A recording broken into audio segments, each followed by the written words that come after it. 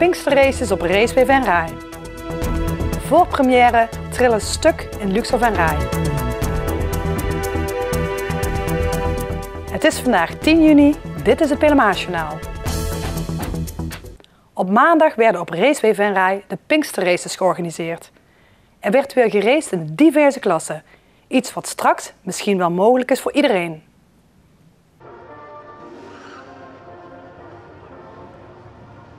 Maandag was het weer een drukte van belang op Raceway Venray. De Pinksterraces stonden op het programma. Een dagje boordevol spektakel. In diverse klassen werd er weer gestreden om de ereprijzen.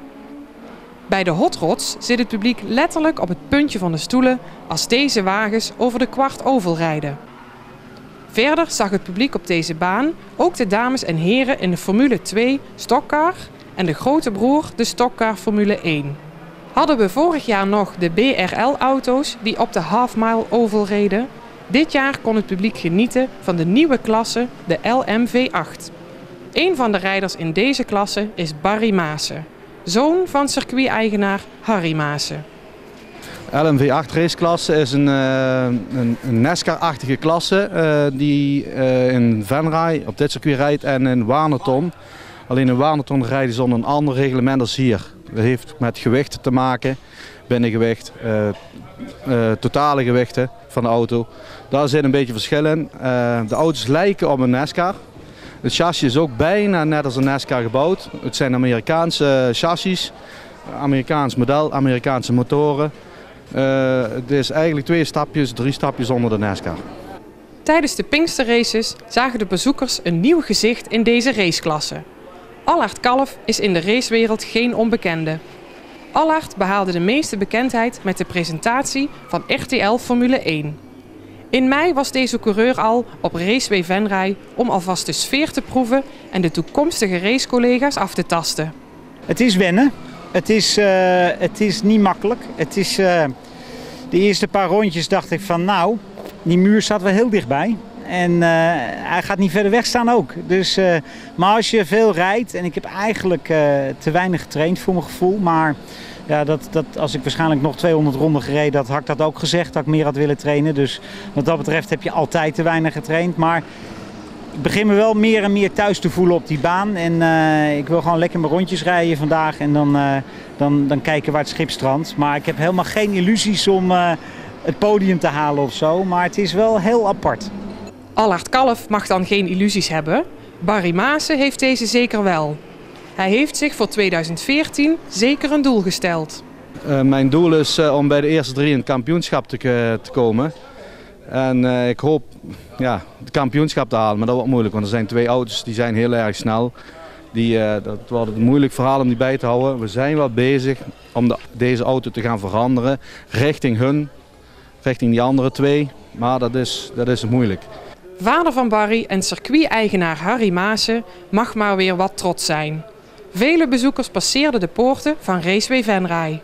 Nou, het kan altijd nog beter. Ik ben pas tevreden als het helemaal vol zit. Het zit nu nog niet helemaal vol. Maar daar wordt hard aan gewerkt en we zijn volop bezig met de marketing. Daar hebben we ook iemand voor aangetrokken. En ik denk dat er nog veel meer met dit circuit mogelijk is. Er wordt dus flink bekeken wat er met het racecircuit mogelijk is. De komende tijd zullen er naast races ook andere activiteiten georganiseerd worden op Raceway Venray. Denk bijvoorbeeld aan het laatste weekend in juni is er een lichtfiets-evenement. Waarbij er ook een wereldrecord lichtfiets wordt georganiseerd. Daarnaast willen we eigenlijk wat meer het racecircuit op de kaart zetten. Door teambuildingsactiviteiten aan te gaan bieden. Voor groepen dat er diverse activiteiten zijn. Kinderfeestjes, rondleidingen. En daarnaast zal het ook mogelijk zijn om onder begeleiding te gaan rijden op de baan. Dus dat zijn allemaal activiteiten die georganiseerd kunnen gaan worden. Om meer bekendheid aan deze extra activiteiten te geven, wordt er nu hard gewerkt aan een vernieuwing van de website www.racewayvenray.com, waarop arrangementen en mogelijkheden van het circuit te vinden zullen zijn. Ik hoop eigenlijk dat we naast die 11 racedagen die hier nu al zijn, dat we eigenlijk door de week gewoon een heleboel leuke extra activiteiten plus weekenden kunnen gaan organiseren. Zodat er eigenlijk hier echt een levendig circuit komt met veel leuke extra activiteiten.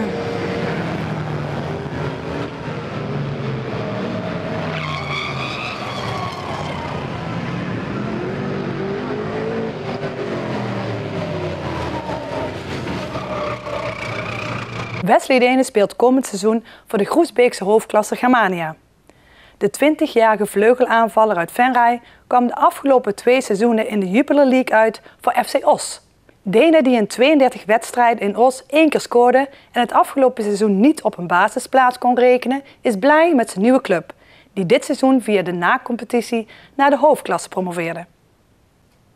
Maandagavond was de officiële première, maar de afgelopen week was de Nederlandse thriller Stuk al op enkele plekken in Nederland te zien. Zo ook in Venray, waar de film zaterdag in voorpremière ging en 2 acteurs ook aanwezig waren. De film gaat over een meisje dat gepest wordt en hierdoor psychisch van in de war raakt. De film geeft commentaar op een aantal maatschappelijke problemen die in de leefwereld van jongeren voorkomen. Het snijdt natuurlijk meer aan dan alleen pesten. Het snijdt echt kidnapping aan, maar ook anorexia en eigenlijk bijna heel veel maatschappelijke problemen waar de jeugd mee struggelt, om het zo maar te zeggen. Stuk is voor 12+. Toch wordt er vooraf een waarschuwing gegeven dat de film eigenlijk voor 14 jaar en ouder is. Door voorpremières door het hele land te organiseren en meet and greet met acteurs en regisseur wordt er geluisterd naar wat kijkers een geschikte leeftijd vinden om de film te kijken. Vooral richting Randstad en richting grotere steden zeggen ze bijvoorbeeld van nou ja, ik vind 12+ best kunnen. Terwijl als we naar de kleinere dorpen gaan en de kleinere steden zeggen ze van nou ik vind 14 eigenlijk al op het randje. Dus het is heel erg om te kijken. En hier in Venray hadden we een hele grote groep van 12, 13, 14. En de reacties waren eigenlijk nogal verschillend. Want sommigen zeiden echt van nou dit kan makkelijk. Maar anderen zeiden toch van ja, maar ik vond het toch wel echt heel eng. En ik denk dat dat ook wel heel belangrijk is, zeg maar, om te kijken van oké, hoe reageren mensen erop en waar ze ook vandaan komen dan. Het was zaterdag natuurlijk erg mooi weer. Niet echt het weer om naar de bioscoop te gaan. En daarom was het ook niet heel erg druk in Luxor Venray tijdens de voorpremière van de Nederlandse film Stuk. Ongeveer 15 jongeren zaten in de bioscoop om de thriller te zien. Waaronder Michelle, Vera en Damla. Wat vonden jullie van de film? Ja, het was wel eng, maar het was ook wel leuk om te zien. Ja, ik vond het een hele leuke film, wel zielig en soms heel eng. En wat vond je vooral zielig? Ja, het eerste stuk toen ze gepest werd. Maar, ja. En wat vond jij het allerengste? Ik vond toen opeens beelden kwamen, zeg maar, toen ze haar oma en zo zag. En zou jij de film aanraden? Ja, het is wel echt leuk om te zien. De film Stuk draait op verschillende dagen in Luxor Venray. Tot zover dit Pelemaasjournaal. Tips kunt u mailen naar de redactie. Deze uitzending wordt herhaald tot en met woensdag 6 uur 's avonds. Donderdag is er weer een nieuwsjournaal. Weer of geen weer, bij ons is het altijd vakantieweer. Aankomende nacht is het geruime tijd bewolkt. Morgen overdag blijft het droog en 's ochtends zijn er veel wolkenvelden. Maar later komen er brede opklaringen. Het wordt 's middags zo'n 25 graden. Dankjewel voor het kijken en heel graag tot donderdag.